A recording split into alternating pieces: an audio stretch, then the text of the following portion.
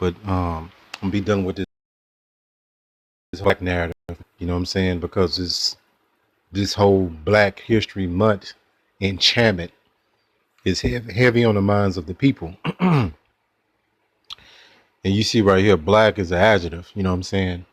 It's a descriptive color. But what they did is took black and white because they know what these definitions really mean, and they made them out of ethnicities. Black is associated with something negative. I'm gonna go into the original definition, and white is associated with something positive. This is the main reason why they redefine people crayon colors. Let's go here. And this is Jacqueline Bathalora. She's a so-called, professor, PhD, that did a thorough. She wrote a book on this, if I'm not mistaken. But she does these speeches. You know what I'm saying? That goes into this history. Right here at the very top, it says the word white was first used in a legal document in 1681. It says when Virginia banned interracial marriage. This event marked the beginning of the use of white as a label for a distinct group of people. Do you hear this? On 1681 is when they did this. They relabeled themselves white, right?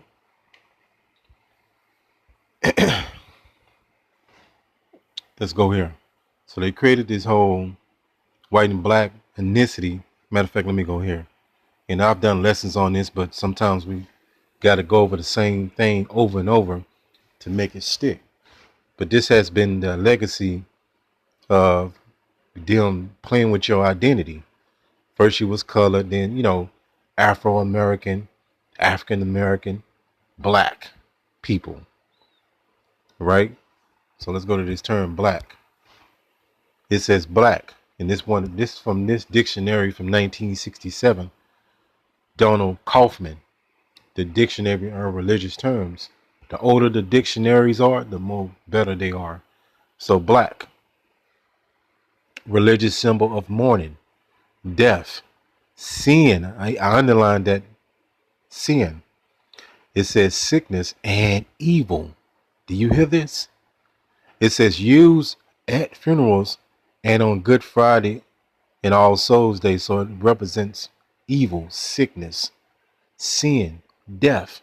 That's why when you go to a funeral, traditionally people wear black. Look at this one up under it. It says black art or black magic. That word black is invoked.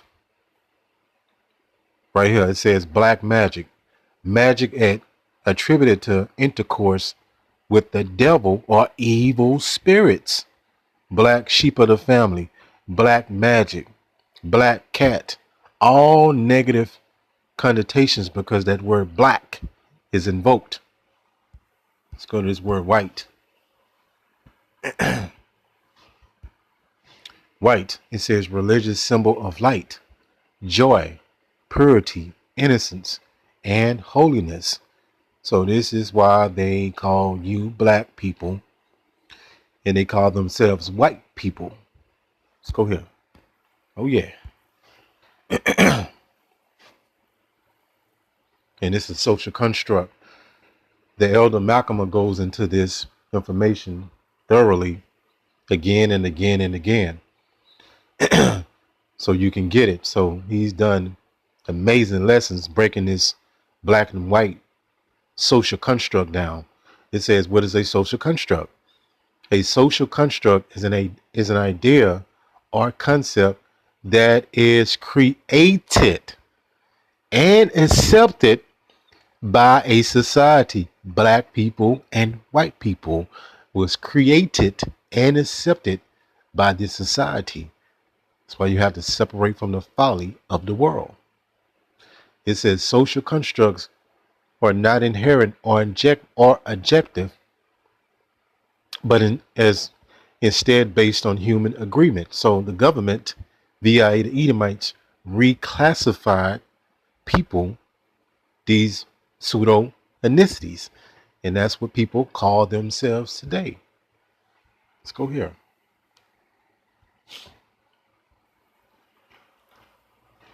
And this is that indoctrination, that Babylonian wine that you've been drunk off of.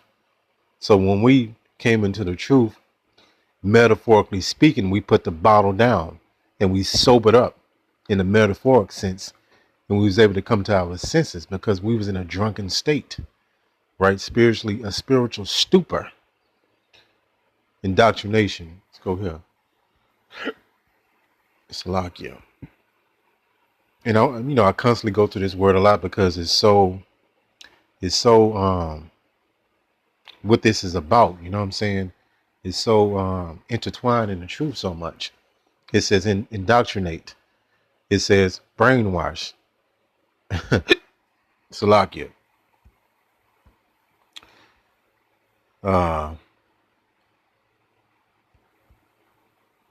Right here. Indoctrinated. Right? At the very top, Cambridge Dictionary.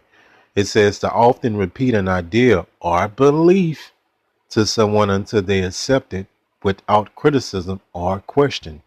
Black people, white people. If you keep saying the same thing over and over, people will start to take this as the truth and repeat it. You know what I'm saying? And this is a bad habit that some brothers do, right? You got to stop saying this. If you talk, it depends the situation.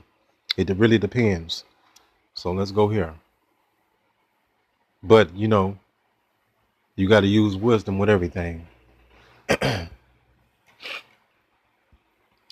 want to go to this term here. It says the illusory, Salakia. Truth effect. What is this? So this goes on in many different ways, but it's done especially with these fake ethnicities. It says the tendency to believe something is true after hearing it repeated multiple times. Like when we go into 911, they call it a conspiracy theory, But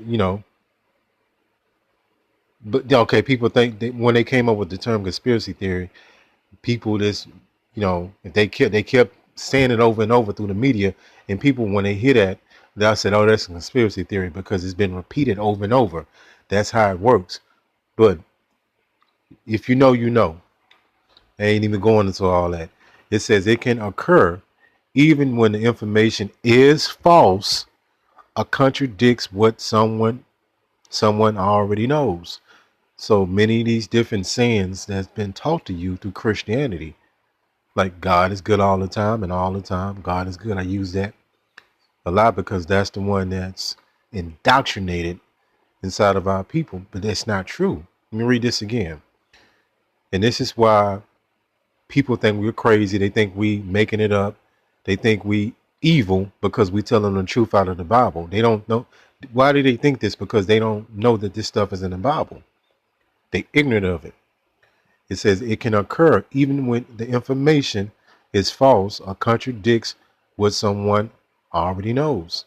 You hear this? Yeah, it gets deep. Let's go here.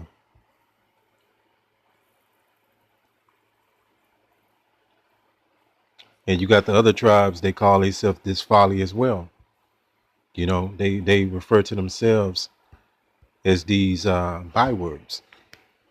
Right here, check this out. I'm going to all these psychological terms so you can have clarity, because we're supposed to be coming out of ignorance and folly and going, stepping up to a high level of intelligence. It says in psychology, social influence refers to the process where an individual's thoughts, feelings, or behaviors are changed or affected by the actions, opinions, or presence of others around them, often leading to conformity, compliance, or obedience to social norms and group dynamics. This is done in many different ways, through religion, through the way people talk, they act, their mannerisms, right? So social influence has influenced our people to come under these social constructs. Many of them can't even go through them all. But the way you talk, what you do, why you think the way you think, right? People think college is the pinnacle of intelligence. Why do they think this? Because the social influence, the indoctrination, they don't know better, right? The most smartest people never even set foot at a college, man. It says essentially how people are influenced to change their behavior based on their social environment. Yes, Jake do this in the workforce around these Edomites. You know, Jake have to, uh, say Jake work in corporate America, right? And he's in a meeting with these Edomites. He has conform to that way, right? So you can't really be who you really want to be. It's crazy. The black, I want to go back into this terminology. Black is so degrading. When you go deeper into the word, I went into this. Let me go to some similar words. It says right here, tragic, disastrous, catastrophic. When you go into the word black, it says fatal, grievous, lamentable, miserable, dire, awful. It says miserable, unhappy, sad, wretched. It says unhealthy, sick. Look at all this negativity associated with this word, man. And again, this word, when you go to the etymology, it goes back into Germanic. It's not even a word of any substance. It's not a word that goes back into Hebrew. We never called ourselves Black Hebrew Israelites. That's a term our enemy put on us. We Hebrew Israelites, and when you go into the proper Hebrew, Yashala. You know what I'm saying? So yeah, I didn't want to go too much into this. You know what I'm saying? Just want to do a touch-up lesson because there's always new brothers and sisters waking up. But you have to break this enchantment. If you're new to the truth and know that this is just a social construct and it's just a indoctrinated thing that you do, you got to come out of that, right? Hopefully this lesson has been edifying. Call Allah Yahweh Bahashim Yahweh Shai Bahashim Rachat Kodash. Shalom.